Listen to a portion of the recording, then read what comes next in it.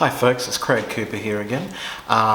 Today we're doing, I think we're up to the third test on the Canon Eos 5D Mark III in 2020. I know it's a bit late, but we still use this camera. It's got great performance for stills and we wanted to see how it would go for vlogging.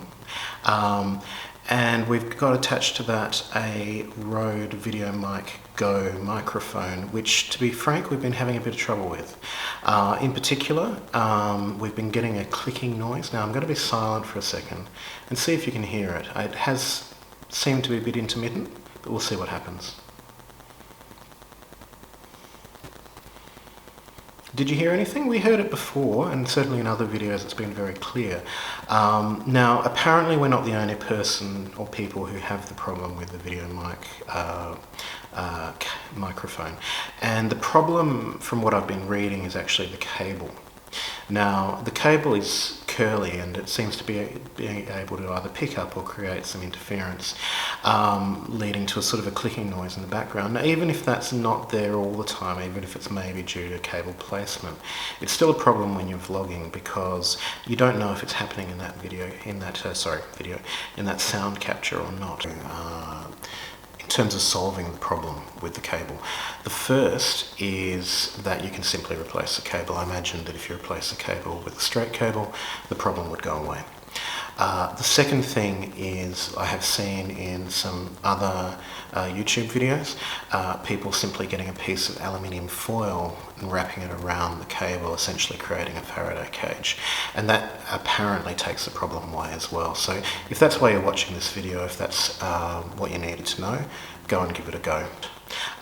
The other problem we have with the Canon 5D Mark III for video is, or should I really say for vlogging, is that we don't have a usable autofocus for vlogging or effectively for using in movies at all. Now, what this means is that we have to focus, if I'm doing it all this myself like I am today, we have to focus using a stand-in. So I have a light that I bring over here and I stand with the snoot on the end of the light right by, I guess, where my nose should be, and I focus on that.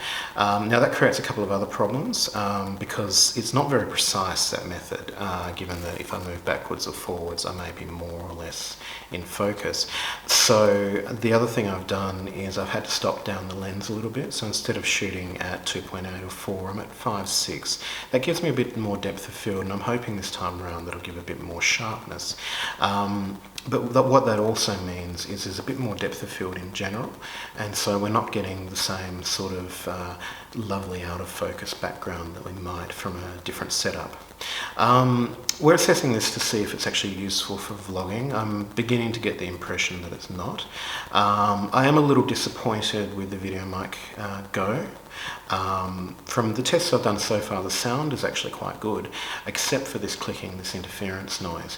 And to be frank, it shouldn't ship that way. It shouldn't ship with that problem from the manufacturer, so we will be returning that to the store.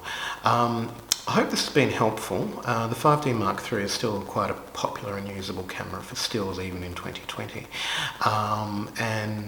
However, I'm beginning to think that it may not be the best option for vlogging, even if it is sort of theoretically possible, because the setup I've got at the moment is hopefully working, but actually fairly complicated.